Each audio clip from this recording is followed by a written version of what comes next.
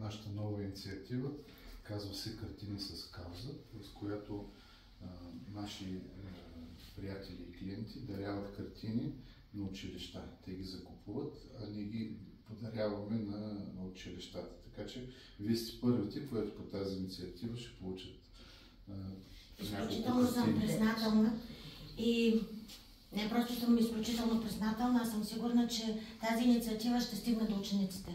А мисля, че тук сме единомишленици. Това е идеята да имат примери за подражание, лични примери за подражание.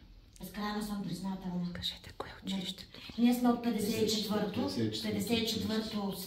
средно училище Свети Иван Рилски. От вълнение ще се забравя училището, единството, в което съм работила всъщност.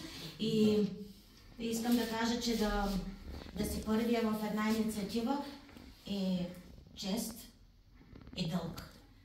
Поемаме ангажимента тези картини да стигнат до нашите ученици в рамките на няколко дни.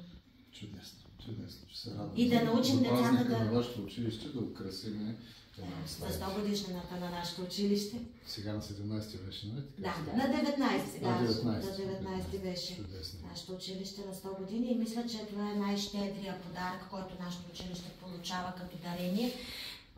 Най-щедър като замисъл, най-щедър като изпълнение, най-щедър като идея. Защото не винаги финансовото изражение говори за размера и най-щедър подарък като дългосрочност.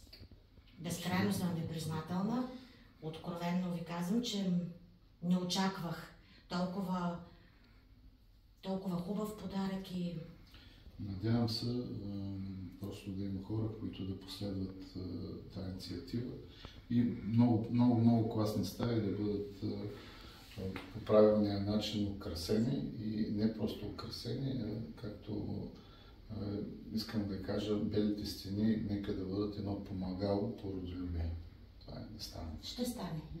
Човек полага ли усилия? Стават нещата. Нещата ще се случат. Безкрайно много благодаря.